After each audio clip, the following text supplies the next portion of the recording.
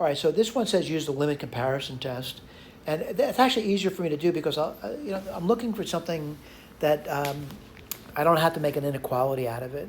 So I'm going to say, kind of looking at the series, I'm going to say that the top is n, and the bottom, when n gets really large, is really like n to the 7/2. When n gets large, at one is and roll in it. Why do I say 7/2 is a root problem? And this is n is 2/2. This could be 1 over n to the 5/2. So I'm going to say this would be a good comparison series for the limit comparison test. And that's going to be n equals 2 to infinity. All right? What's this over here? Convergent P series. All right, let's write it down.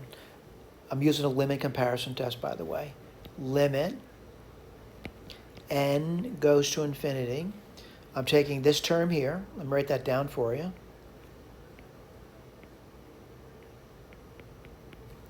And I'm dividing it by this term over here. That's the same thing, multiplying by its reciprocal. So n 5/2 over 1.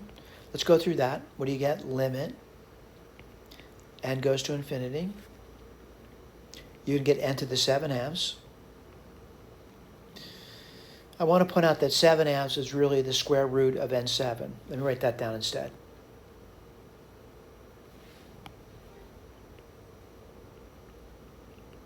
What's the bottom going to be? The square root of n7 plus 1. Limit n goes to infinity. It's really one big root problem. n7 over n7 plus 1. If you want, not required, but you could divide by the highest degree variable, bring the limit on the inside. I'm not going to do that. I'm just going to write this down. That's going to be 1 plus 1 over n7. What happens there?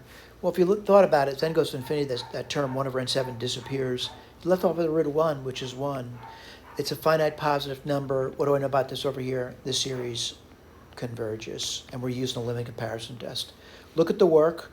And when I say you're looking at the work, hopefully you're looking at the same work I'm looking at, and you're getting the same results. And what's that result going to be? That the series converges over here. Thank you.